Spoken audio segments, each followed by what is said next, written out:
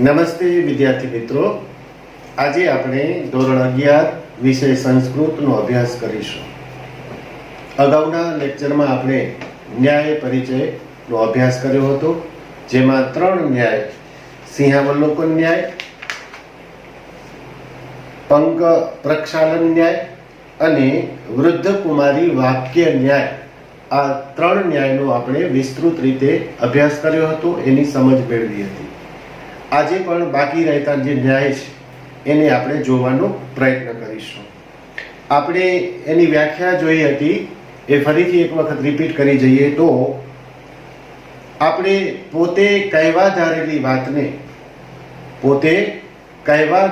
વાતને સચોટ રીતે, સંક્ષેપમાં એટલે કે લાઘવમાં, ટૂંકમાં, સચોટ રીતે, ચમત્કૃતિ રીતે રજૂ કરવાની જ્યારે વાત આવે છે અથવા રજૂ કરવામાં આવે છે ત્યારે ન્યાયની રીતે રજૂ કરવામાં આવ્યું છે એમ કહેવામાં આવે છે.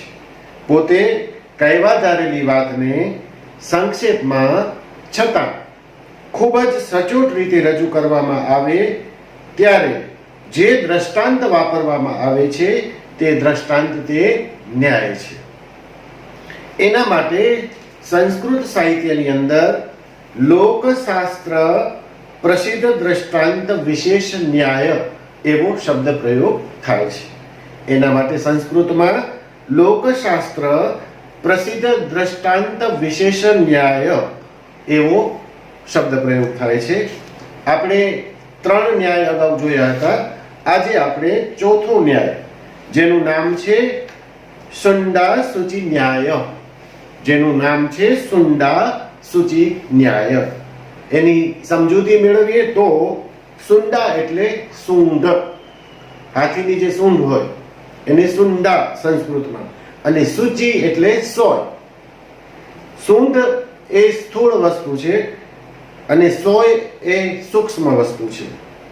ધૂળમાં ખોવાઈ ગયેલી સૂક્ષ્મ સોયને શોધવા માટે સૂંઢ એવી સ્થૂળ વસ્તુનો ઉપયોગ કરવામાં આવે તો આ જે માણસનો વ્યવહાર છે એ હાંસી પાત્ર ઠરે છે. આ ન્યાયમાંથી આપણને જે પ્રેરણા મળે છે એનો અર્થ ઘણો વ્યાપક છે. અહીં આપણે સમજૂતી મેળવવા માટે ઉદાહરણ આપવામાં આવ્યું છે કે ધારો કે માણસને કોઈ નાની એવી બીમારી હોય, જે નાની એવી કોઈ દવાથી અથવા સામાન્ય કહેવાતી દવાથી અથવા ઘરના ઓસડિયાથી મટી જતી હોય, ઘરે આપણે કોઈ ઘરેલું ઉપચાર કરી અને એ વસ્તુને આપણે મટાડી શકતા હોઈએ, તેમ છતાં આવી વસ્તુને આપણે આવી રીતે મટાડવાની જગ્યાએ કોઈ મોટા ડોક્ટર પાસે જઈ અને મોટું ઓપરેશન કરાવીએ ત્યારે આ સુંડા સૂચિ ન્યાય બન્યો કહેવાય. ખરેખર એની કોઈ જરૂર જ નહોતી. તો જ્યારે કોઈ નાના કામ માટે નાની વસ્તુની કે નાના સાધનની જરૂર હોય ત્યારે આપણે મોટા સાધનનો ઉપયોગ કરીએ તો એ આ સુંડા સૂચિ ન્યાયનું ઉદાહરણ થયું ગણાય અને સમાજમાં, લોક વ્યવહારમાં આપણે હાંસી પાત્ર ઠરતા હોઈએ છીએ. એટલે અહીંયા સમજૂતી આપતા કહે છે કે આમ જ્યારે કોઈક નાના કામને માટે મોટું સાધન વાપરવામાં આવે અને તેમ છતાં એની કાર્યસિદ્ધિ ન થાય અને ત્યારે વ્યક્તિ મૂર્ખ ઠરે કે મૂર્ખતાનું સચોટ ઉદાહરણ બને ત્યારે આ ન્યાય વાપરવામાં આવતો હોય છે એમ કહેવામાં આવે છે. સોયને શોધવા માટે, ધૂળમાં સોય ખોવાઈ જાય તો એને શોધવા માટે આપણે આમ સૂંઢ હાથીની જેવી લઈ અને આમ શોધવાનો પ્રયત્ન કરીએ તો એ કેવી રીતે મળે? તો જ્યારે જે સાધનની જરૂર હોય એ સાધનનો આપણે ઉપયોગ કરવો પડે. બીમાર હોઈએ અને ઘરેલું ઉપચારથી આપણે સાજા થઈ જતા હોઈએ અને મોટી શસ્ત્રક્રિયા કરાવીએ તો ડોક્ટરોમાં અથવા સમાજમાં આપણે હાંસીને પાત્ર ઠરીએ છીએ એવી સમજૂતી અહીં આપવામાં આવી છે. બીજા ન્યાયની વાત કરીએ, જેનો અહીંયા નંબર છે 5મો. એનું નામ છે સૂચિ કટાહ ન્યાય. આગળ આપણે જોયું સૂચિ એટલે સોય, એ શબ્દ પ્રયોગ આગળના ન્યાયમાં આવી ગયો છે.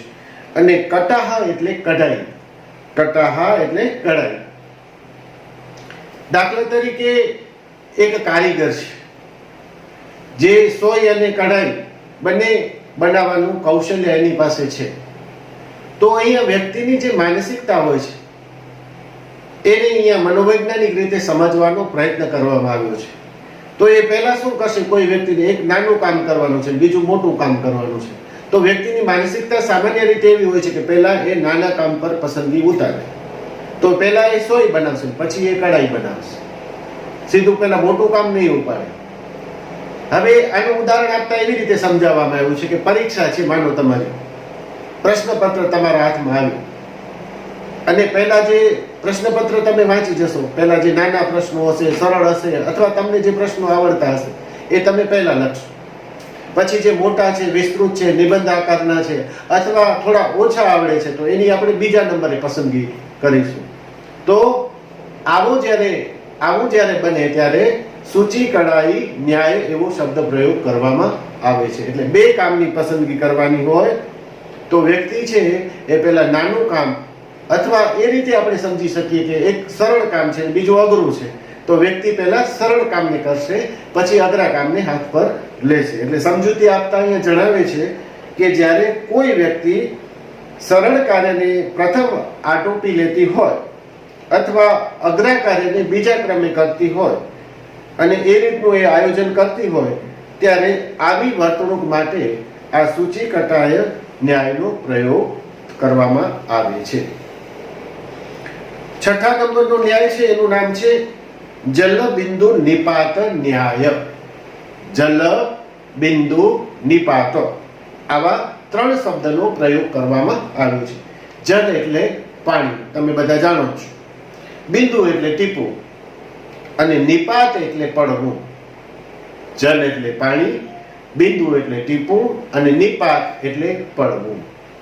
આપણે બધા જાણતા હોઈએ છીએ કે ઘણી વખત આપણા ઘરમાં, આપણી શાળામાં અથવા જાહેર જગ્યાએ ક્યાંક નળ હોય તો નળમાંથી ટીપે ટીપું પાણી ટપકતું હોય છે.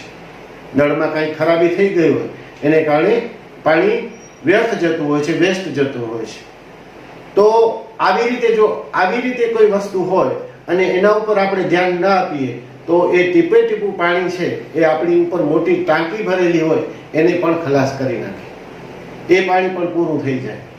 તો આવી નાની વસ્તુ છે એને આપણે તરત જ રિપેર કરવી જોઈએ, એની યોગ્ય મરમ્મત કરવી જોઈએ, એમાં બેદરકારી ન રાખવી જોઈએ.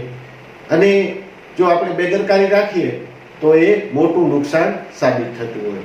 એને સમજવા માટે, ધારો કે આપણને નાનો એવો કોઈ રોગ થયો છે તો આપણે એને ઉગતા જ ડામી દેવો જોઈએ, પછી એ ભયંકર વિકરાળ રૂપ ધારણ કરે તો આપણને ઘણી નુકસાની થતી હોય છે. ઘણીવાર કોઈ એક વ્યક્તિ છે, યુવાન છે, યંગ છે, એના પિતાજી પાસે પુષ્કળ સંપત્તિ છે અને એ વિચારે કે મારે કાંઈ કરવું જ નથી, મારા પિતાજી ઘણું બધું મૂકેલું છે, જો એમાંથી એ વાપર્યા જ કરે અને પોતે કોઈ ઉદ્યમ ન કરે, પોતે કાંઈ મહેનત ન કરે, પોતે કાંઈ પરિશ્રમ ન કરે, તો એ પિતાજીની કરોડોની સંપત્તિ છે એ બહુ થોડા સમયની અંદર પૂર્ણ થઈ જાય.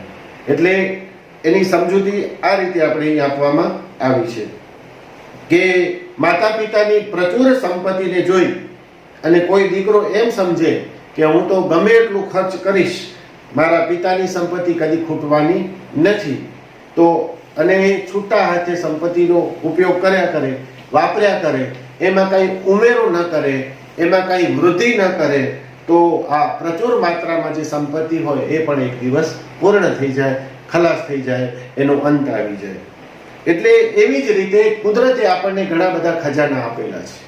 કુદરતે જળ આપ્યા છે, આપણને પાણી આપ્યું છે, કુદરત આપણે ખનિજ સંપત્તિ પુષ્કળ પ્રમાણમાં આપી છે.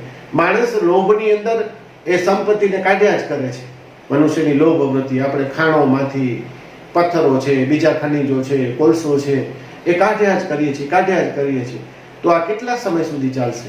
એટલે આ બધી જે વસ્તુઓ છે એનો આપણે વિવેકપૂર્વક, કરકસરપૂર્વક અને જરૂરત મુજબ જે કુદરત આપણને આપે છે, જેટલી આપણી જરૂરિયાત હોય એટલું જ લેવું જોઈએ. એ પણ સંદેશ આ ન્યાયમાંથી આપણને પ્રાપ્ત થાય છે. એક ઉદાહરણ પણ મને અહીંયા યાદ આવે છે. ગાંધીજી સાબરમતી નદીના કિનારે આશ્રમમાં રહેતા હતા. ગાંધીજીને જ્યારે સ્નાન કરવું હોય, નાહવું હોય, તો એ નદીમાંથી એક ડોલ ભરે અને લોટો પાણી લઈ અને સ્નાન કરે. અને કોઈકે કહ્યું, બાપુ અહીંયા તો આખી નદી વહે છે, તમે લોભ પાણીનો શા માટે કરો છો? પ્રેમથી તમે તમારે નદીમાં પાણી લઈ અને નાહો ને. એટલે ગાંધીજી બહુ સરસ મજાનો એને જવાબ આપે છે કે આ નદી છે એ મારા એકલાની માલિકીની નથી, એના ઉપર આખા સમાજનો હક છે, એ આખા સમાજની છે એટલું જ નથી પણ પશુઓ છે, પક્ષીઓ છે, વૃક્ષો છે, માનવ જાત છે, એ બધાનો અધિકાર છે. એટલે મને આમાં જેટલી મારી જરૂરિયાત છે એમાં પણ હું એનો કરકસર ભર્યો ઉપયોગ કરું, નહીંતર હું સમાજનો ગુનેગાર થવું. એટલે આપણી જે કુદરતી સંપત્તિઓ છે એનો પણ આપણે વિવેકપૂર્વક ઉપયોગ કરવો જોઈએ. બેફામ અને કાંઈ વિચાર્યા વિના આપણે એનો ઉપયોગ કરીએ તો આ કુદરતી સંસાધનો છે એ પણ એક દિવસ ફૂટી જશે. આપણે પેટ્રોલમાંથી પેટ્રોલ કાઢીએ છીએ, ડીઝલ કાઢીએ છીએ, એ બધું કેટલા સમય સુધી ચાલશે? અને નાના એવા કામમાં પણ આપણે વાનનો ઉપયોગ કરીએ છીએ, ચાલતા નથી, તો એ બધા આપણે આ બધાનો વિવેકપૂર્ણ ઉપયોગ કરવો જોઈએ. ધારો કે ચાલીને જ્યાં જઈ શકાતું હોય ત્યાં વાનનો ઉપયોગ ન કરીએ તો એ રીતે આપણે પેટ્રોલ બચાવીએ. ઘરની અંદર કે જાહેર જગ્યાઓ પર આવા નળ ટપકતા હોય તો એની આપણે મરમ્મત કરીએ અથવા એને બંધ કરીએ કોઈ પણ રીતે. ઘણીવાર નળ ચાલુ મૂકીને માણસો ચાલે જતા હોય છે તો પાણીનો વ્યય થતો હોય છે. તો આ પાણી છે, જળ છે, એ જીવન છે અને કુદરતી જે સંપદા આપણને કુદરતે આપી છે એનો આપણે ખૂબ જ વિનયપૂર્વક અને કરકસરપૂર્વક ઉપયોગ કરીએ અને જે કુદરતનું છે મફત મળે છે તો આપણે બેફામ વાપરીએ એવી માનસિકતામાંથી વહેલી તકે મુક્ત થઈએ, એવો સંદેશો આપણને આ ન્યાય આપે છે. 7મા નંબરનો જે ન્યાય છે એનું નામ છે દહેલી દીપક ન્યાય. દહેલી એટલે ઘરનો ઉંબરો, દહેલી એટલે ઘરનો ઉંબરો અને દીપક એટલે દીવો. હવે દીવાનું કાર્ય છે પ્રકાશ આપવાનું છે, દીવાનું કાર્ય પ્રકાશ આપવાનું છે. પહેલાના જમાનામાં જ્યારે આ લાઈટ નહોતી, વીજળી નહોતી, તો આપણે દીવાનો ઉપયોગ થતો હતો. હવે દીવો જો આપણે ઓરડામાં રાખીએ તો માત્ર ઓરડામાં જ એનો પ્રકાશ મળે, પણ થોડોક આપણે બુદ્ધિનો ઉપયોગ કરીએ, વિવેક બુદ્ધિનો ઉપયોગ કરીએ અને ઉંબરા ઉપર આપણે જો દીવાને મૂકીએ તો એ ઓસરીમાં પણ એનો પ્રકાશ પાથરે અને ઓરડામાં પણ એનો પ્રકાશ મળે. વસ્તુ આપણી પાસે એક જ છે, પણ એ વસ્તુનો આપણે વિવેક બુદ્ધિપૂર્વક જો ઉપયોગ કરીએ તો એ વસ્તુ છે એ એક જ વસ્તુ એટલા જ સમયમાં બે જગ્યાએ કામ આવી શકે છે.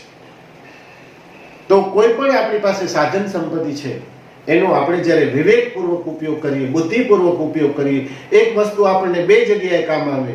દાખલા તરીકે આપણે શાળાએ જવાનું છે, ત્યાં આપણે એક્ટિવા લઈએ છીએ, હોન્ડા લઈએ છીએ, બેફામ ચલાવીએ છીએ, ઘણી વાર તો આપણી પાસે લાયસન્સ પણ ન હોય નાની ઉંમરના કારણે, તો એ પણ આપણે ગુનો કરીએ છીએ.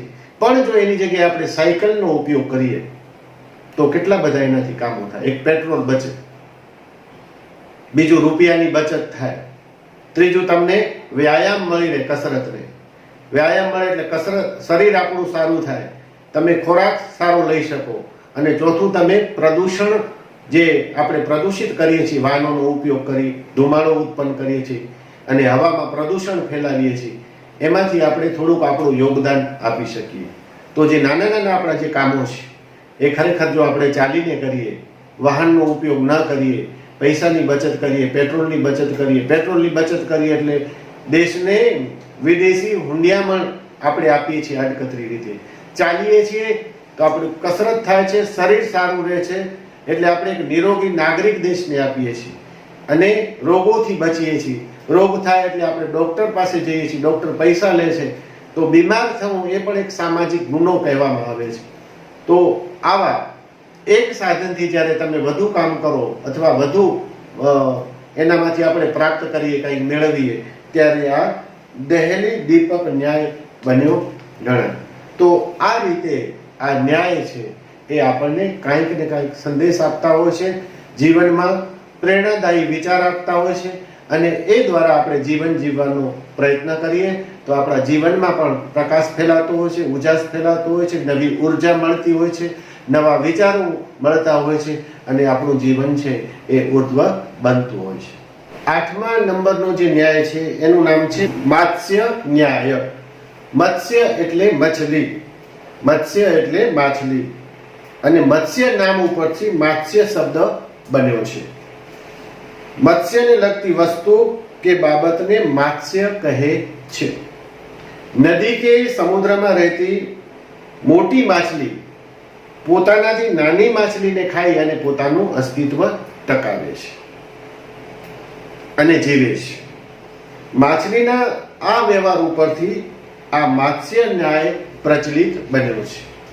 હવે આ જ ઉદાહરણને અથવા આ જ ન્યાયને આપણે જો જુદી રીતે સમજીએ કે સમુદ્રમાં જે માછલીઓ છે એનું સહ અસ્તિત્વ છે, સાથે રહે છે, એમ માનવ સમાજની અંદર પણ આપણું સહ અસ્તિત્વ છે. માછલી એક જે મોટી માછલી છે એ નાની માછલીને ખાય છે, એમ જે જીવ સૃષ્ટિ છે એમાં ગલાગલ ન્યાય પણ કહે છે ઘણી વખત કે મોટું પ્રાણી છે એનાથી નાનાને ખાય, એનાથી નાનું છે એ પછી આખો ક્રમ ચાલે, એમ મોટું નાનાને ખાય, પછી મોટું છે એનાથી નાનાને ખાય, એમ આખું ચક્ર છે. એમ સમાજની અંદર પણ એક બળવાન છે, એક તાકાતવર છે, તો એનાથી જે નબળો છે એને દબાવે છે, એનું શોષણ કરે છે, એની પાસેથી વધારે કામ લે છે, એને ઓછું મહેનતાણું આપે છે, એની પાસેથી કામના કલાકો ઘણા લે છે, એના શ્રમના બદલામાં જે પૂરતું વળતર મળવું જોઈએ એ એને મળતું નથી. અહીંયા જુદા જુદા ઉદાહરણો આપે છે. આપણે જોઈએ કે માનવ સમાજમાં પણ માનવનું સહ અસ્તિત્વ છે જ. માછલીઓના સહ અસ્તિત્વની જેમ નાનાને મોટાથી સતત ભય રહે છે અને પોતાની જાતને એને બચાવવાની રહે છે, તેમ માનવ સમાજમાં પણ નાની વ્યક્તિને મોટી વ્યક્તિથી સતત ભય રહે છે અને પોતાની જાતને એ બિચારા સતત બચાવવાનો પ્રયત્ન કરે છે. માનવ સમાજમાં જો આવું ન બને, એવી રીતે રાજતંત્ર અને પ્રજાતંત્રમાં પણ આવું બનતું હોય છે, એ ન બને અને બધા જ ભયમુક્ત બની અને એક સહ અસ્તિત્વ જીવે તો માણસ શાંતિથી, નિરાંતથી, પ્રેમથી જીવી શકે અને એનું અસ્તિત્વ ટકાવી શકે. તો આમાંથી આપણને એ જાણવા મળે છે કે કોઈ બળવાન માણસ જ્યારે નિર્બળ માણસને પીડી રહ્યો છે, તેની નિર્બળતાના ભોગે પોતાનું સામ્રાજ્ય કે અસ્તિત્વ ટકાવી રાખવાની ચેષ્ટા કરતો હોય છે, તો તેવા સંદર્ભે તે વ્યક્તિની અમાનવીય વર્તણૂકને સચોટ રીતે વ્યક્ત કરવા માટે આ માત્સ્ય ન્યાય છે એનો પ્રયોગ કરવામાં આવે છે. એટલે બીજાના શોષણના ભોગે, બીજાની મહેનતના ભોગે, બીજાના પરિશ્રમના ભોગે પોતાનું સામ્રાજ્ય ખડું કરવા માંગતા ઉદ્યોગપતિઓ છે અથવા જે શોષણખોરો છે, એ જ્યારે આવું કામ કરતા હોય ત્યારે આ માત્સ્ય ન્યાયનો પ્રયોગ કરવામાં આવે છે. 9મા નંબરનો ન્યાય છે પિષ્ટ પેષણ ન્યાય. પિષ્ટ પેષણ ન્યાય. પિષ્ટ એટલે કોઈ દળેલી વસ્તુ અને પેષણ એટલે દળવું તે. પિષ્ટ એટલે કોઈ દળેલી વસ્તુ, એટલે કે કોઈ દળેલી વસ્તુ, અને પેષણ એટલે દળવું તે. પિષ્ટ પેષણ એટલે દળેલી વસ્તુ કે લોટ છે એને ફરીવાર દળવાની ક્રિયા છે એને પિષ્ટ પેષણ કરે. દળેલી વસ્તુ છે જ, ફરીથી આપણે એને દળ્યા કરીએ, વારંવાર એને દળ્યા કરીએ, ત્યારે આવા ન્યાયનો પ્રયોગ કરવામાં આવે છે. એમાં માણસની સમય અને શક્તિ બધું જ બરબાદ થાય છે બિનજરૂરી રીતે, કોઈ જરૂર વિના, કોઈ ઉપયોગ વિના. તો સમાજમાં પણ એવું ઘણું જોવા મળતું હોય છે. દાખલા તરીકે આપણે આ ઓરડો સ્વચ્છ કર્યો છે, આપણી શાળા સ્વચ્છ કરી છે, એનું પ્રાંગણ સ્વચ્છ કર્યું છે, અને કોઈ આવી અને ફરીથી પાછું એને કામ કરવા માટે, વળી પાછા કોઈ બીજા આવે ફરીથી એ સફાઈ કરવા માટે. તો એ કરવાની ખરેખર જરૂર નથી. એકવાર એ કામ થઈ ગયું છે, બીજી વાર વ્યક્તિ એને કામ કરે છે સમજ્યા વિચારે વિના, તો એનો સમય, એની શક્તિ એ બિનજરૂરી રીતે બરબાદ કરે છે. એ વ્યક્તિએ, પાછળ આવેલી વ્યક્તિએ એ જોવું જોઈએ કે આ ઓરડો આ ભાઈએ કે આ બહેને સાફ કર્યો છે, તો બાજુનો ઓરડો બાકી છે અથવા બીજું મેદાન છે બાકી છે, તો મારે ત્યાં કામ કરવું જોઈએ. એટલે એકને એક વસ્તુને કોઈ કારણ વિના બિનજરૂરી રીતે વારંવાર કરવામાં આવે અને જ્યાં સમય અને શક્તિને બરબાદ કરવામાં આવે, જ્યાં વિચારવામાં ના આવે, જ્યાં બુદ્ધિનો ઉપયોગ ન કરવામાં આવે અને આવું કામ કોઈ કારણ વિના વારંવાર પુનરાવર્તિત કરવામાં આવે, ત્યારે આ પિષ્ટ પેષણ ન્યાય થયો એમ કહેવામાં આવે છે. અને છેલ્લો ન્યાય છે કૂપમંડૂપ ન્યાય. કૂપ એટલે કૂવો અને મંડૂક એટલે દેડકો. કૂપ એટલે કૂવો અને મંડૂક એટલે દેડકો. દેડકાનું જન્મસ્થાન કૂવો છે અને આખી જિંદગી એ કૂવામાંથી જ પસાર કરે છે, કૂવામાં જ પસાર કરે છે. બહારની દુનિયા સાથે એને કોઈ સંબંધ નથી અથવા એને જોયેલી નથી અને એ માને છે કે આ કૂવો છે એના જેવું કાંઈ જ નથી.